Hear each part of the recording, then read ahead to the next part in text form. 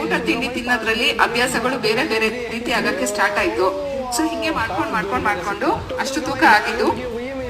Weight loss ಮಾಡಕ್ಕೆ ತುಂಬಾ ಇಷ್ಟ.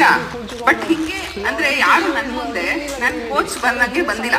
ನಾನು ವೆಯ್ಟ್ ಲಾಸ್ ಮಾಡ್ಕೊಂಡಿದೀನಿ, ನೀವು ವೆಯ್ಟ್ ಲಾಸ್ ಮಾಡ್ಕೋತೀರಾ ನೋಡಿ ಅಂತ ಹೇಳಿಲ್ಲ ಯಾರುನು. Thank you sir. ನೀವು ನೋಡಿ ಅಂತ ಯಾರು ಹೇಳಿಲ್ಲ. ಹಂಗಾಗಿ ನಂಗೆ ವೆಯ್ಟ್ ಲಾಸ್ ಮಾಡ್ಕೊಳ್ಳೋಕೆ ಅಷ್ಟೊಂದೇನು ಗೊತ್ತಿರ್ಲಿಲ್ಲ, ಅದ್ರ ಬಗ್ಗೆ ಏನೂ ಗೊತ್ತಿಲ್ಲ.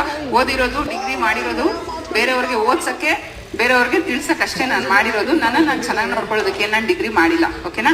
ಸೊ ನನ್ನ ಕೋಚ್ ನಾನು ನೋಡಿದ್ಮೇಲೆ ನಂಗೆ ಅನ್ಸಿದ್ದು ನಾನು ಈ ಜಾಗದಲ್ಲಿದ್ರೆ ವೆಯ್ಟ್ ಲಾಸ್ ಆಗ್ತೀನಿ ಅಂತ. ಎಕ್ಸಸೈಸ್ ಮಾಡ್ತಿದ್ದೆ, ವಾಕಿಂಗ್ ಮಾಡ್ತಿದ್ದೆ, ಊಟ ತಿಂಡಿ ತಿನ್ನೋದ್ರಲ್ಲಿ ಏನೋ ಚಿಕ್ಕದಾಗಿ ಏನಾದ್ರು ತಿಂದ್ರೆ ವೆಯ್ಟ್ ಲಾಸ್ ಆಗ್ಬೋದೇನೋ, ಬರೀ ಕಾಫಿ ಟೀ ಬಿಸ್ಕೆಟ್ ತಿನ್ಕೊಂಡಿದ್ರೆ ವೆಯ್ಟ್ ಲಾಸ್ ಆಗ್ಬೋದೇನೋ, ಹಿಂಗೆ ಮೈಂಡ್ ಸೆಟ್ ಇದ್ದಿದ್ದು. 1 ಟೈಮ್ ತಿನ್ನೋದು, 2 ಟೈಮ್ ತಿಂದೇ ಇರೋದು.